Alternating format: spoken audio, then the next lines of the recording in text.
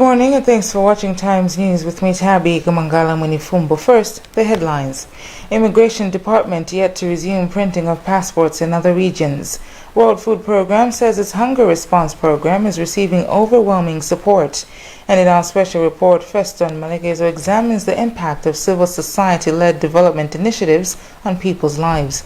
We have these and many other stories. Please do stay with us. Top story this morning, the Department of Immigration and Citizen Services is not coming out clearly on when it will resume printing passports in other regions of the country. This is despite the department assuring Malawians in March this year that the process would resume soon. We have gathered that the department is currently printing the passports at its Lilongwe office only. Isaac Salima has been on the story. It is now almost 4 months since the department told Malawians that the printing of passports will first start in Lilongwe before gradually expanding to other regions in the country. Passport applicants in other regions have been waiting for their passports to be printed in Lilongwe and then sent in their regions. But in a statement, the department has failed to come clear on exactly when the services will resume in other regions in the country. Signed by Immigration National Spokesperson Wellington Jibonde, the statement said the department has embarked on a full-scale exercise of clearing outstanding passport applications submitted between January and June this year. The statement says, since the resumption of the printing of passports, a total of 24,714 passports have been issued as of 30 June. The sentiment is not different from what the department assured Malawians when it was announcing the resumption of its services in March this year. Speaking when he visited the immigration headquarters in Blantyre in April this year, Homeland and Security Minister Kenneth Kalengoma also assured people that the services will resume soon in other regions.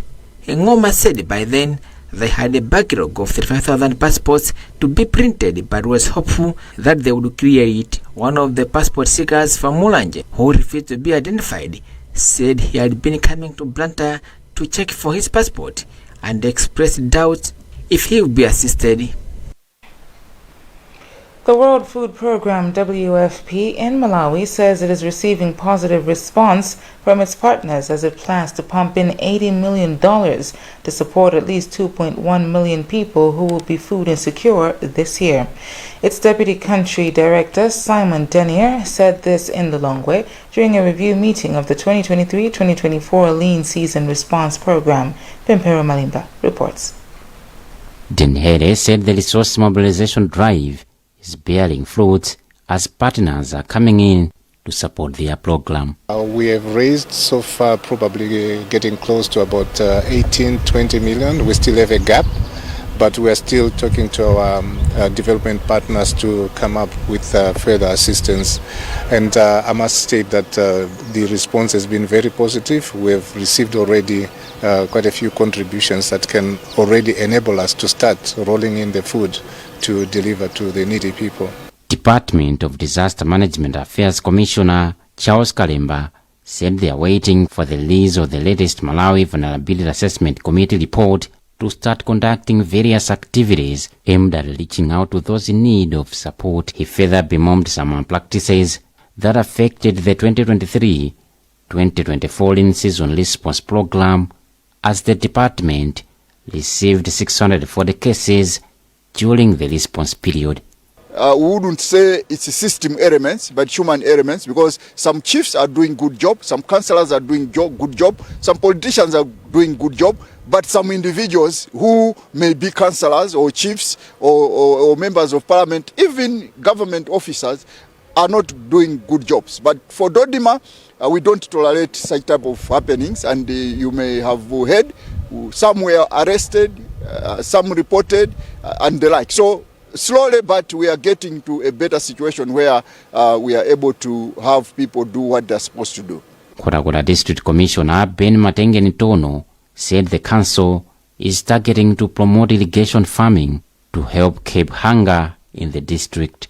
Earlier this year, President Lazarus Chakwera declared a state of disaster in 23 out of 28 districts in the country following devastating effects of El Nino conditions that, among others, caused dry spells and floods. At least 184,978 students are expected to sit this year's Malawi School Certificate of Education, MSCE, which starts on Tuesday across the country. Officials at the Malawi National Examinations Board, MANEB, say the number of the candidates has increased by 13.2% from last year's 160,586. MANEB Executive Director Dorothy Nampota adds security has been tightened ahead of the examinations. Meanwhile, education rights activist Benedicto Kondowe has called for seriousness in the administration of the examinations. Kondowe speaks with our reporter Jarson Maloa. Noting that MSc examinations, which are commencing tomorrow, has candidates numbers increased by 13.2% is a very good development for the nation. It signifies two important factors. The first is that there is a general appreciation of the importance of education, which is important, as evidenced by the increased numbers.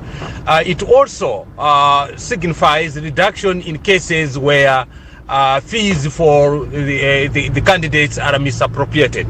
It might also signify efficiency in the administration of examination fees by MANEB. This must be commended. As they sit for the examinations from tomorrow, we wish them good luck and in ensuring that we have free from cheating and leakage examinations. The Competition and Fair Trading Act of 2024 has finally come into force following gazetting of a notice signed by the Minister of Trade and Industry, Sosten Gwengwe. Parliament passed the new legislation on April 5, 2024, with President Lazarus Chakwera assenting to it on May 19th. Wezigosi has a report.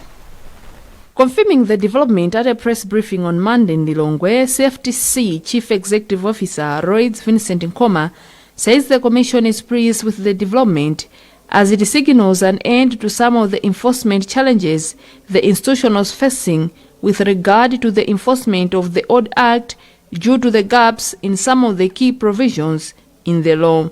He said the safety law needed to be aligned with the recent developments in the enforcement of competition and consumer protection law, reflective of the current market dynamics in the economy. As we have always been saying, the old law which we had so many gaps, which made the enforcement at times difficult. So the coming in of the new law has actually cleared the hurdles which we had in terms of the actual investigations, the actual determinations. Meanwhile, the CFCT advised the business enterprises to adopt voluntary compliance with competition and fair trading laws at all times so as not to be found in breach of the law. In the past 30 years, non-governmental organizations have flooded the country with projects aimed at uplifting people's lives. Yet most Malawians remain poor, raising questions as to what all these projects are achieving. In our special report, Feston Malegezo takes us to Mzimba, where a maternal health project which was being constructed by an NGO and was handed over to the government has remained unfinished 5 years later.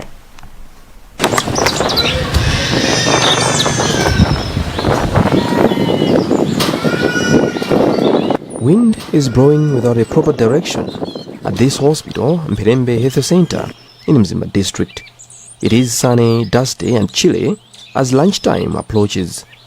Guardians at the facility are preparing to start cooking for their patients. The kitchen lies behind an old maternity wing which now has 7 beds in the antenatal ward and 2 in the delivery room. Behind the kitchen is a 4-door structure called a bathroom. It faces the road such that anybody passing by can clearly see the happenings inside. It's not private, yet it is one of the busiest rooms used by women at the facility.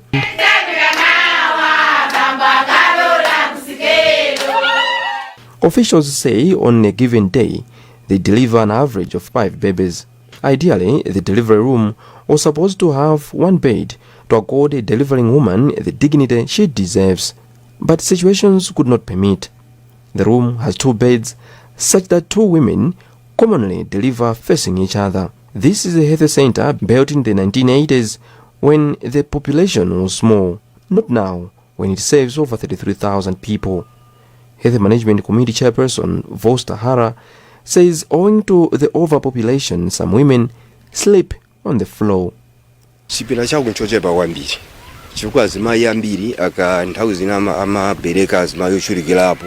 room is too small, but mostly a lot of women give birth. Due to limited space, they sleep on the floor where they are stepped on by those sleeping on bed.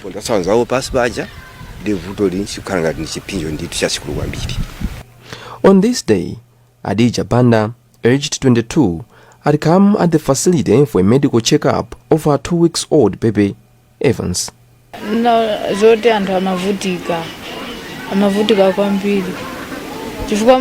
Women are not struggling with space only, but also bathrooms. They take baths on a bare ground. But just a stone's throw away sees a massive structure which the communities say is a modern maternity wing, which World Vision Malawi constructed in 2019. It was almost on the finishing line when the organization's project concluded. It was therefore handed over to the government to finish with electrifying the wing, painting some walls to befit delivery rooms, put a sluice room and dig a placenta disposal pit.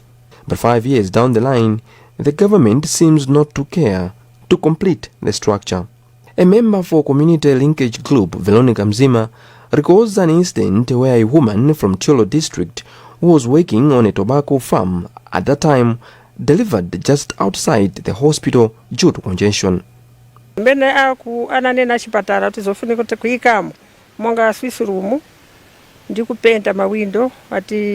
Health officials told us that the maternity wing has remained with painting and the installation of ESCOM black wire for it to function.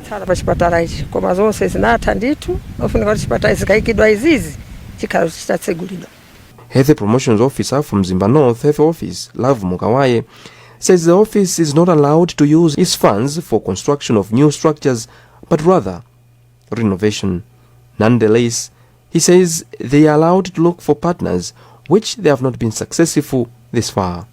But how about using Constituency Development Fund?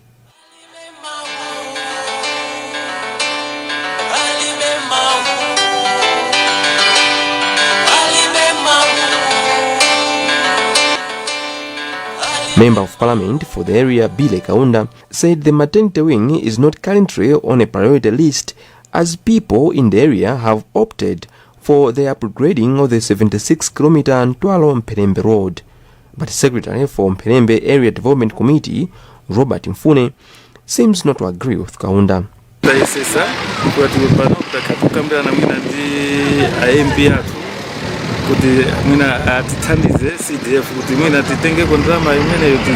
We tried our best to discuss with the MP for him to assist with CDF to finish the remaining works because women are struggling.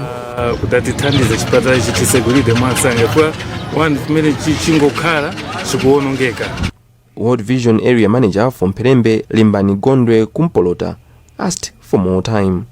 Commenting on the development, Frinse Mapanga, District Programs Officer for National Initiative for Civic Education, NICE Trust, says the situation is unfortunate. We tell them to say they shouldn't just stay idle, they should follow up with the Minister of Health. And as the ADC, as a participatory democratic structure, they should make sure that everything is up to date. They shouldn't be idle. Currently, maternal death rate in Malawi is still high, estimated at 449 per 100,000 live births. With the case at Mperembe, the worst record is yet to come.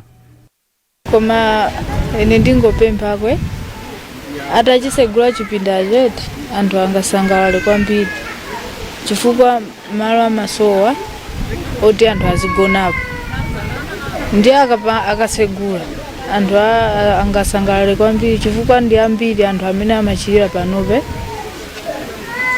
kose kuno chipata anthu amadalira chomwechi ndiye chithandizo chikamasowa anthu amadandaula.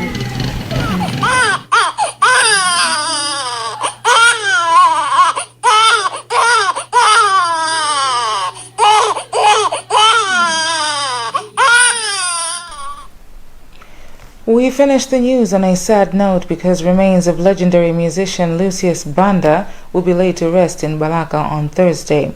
Lucius's uncle Elias Kamoto has confirmed the development, adding his body will arrive on Tuesday through the Chilega International Airport. He says the funeral ceremony will take place at Balaka Stadium.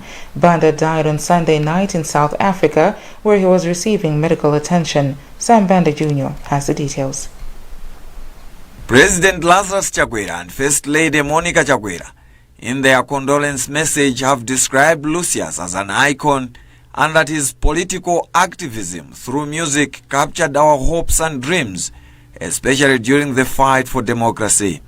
Meanwhile, the government, in a statement signed by Minister of Information Moses Kunkuyu, says it is deeply saddened to learn of the death of Lucius, who until his death was presidential advisor on youth and arts.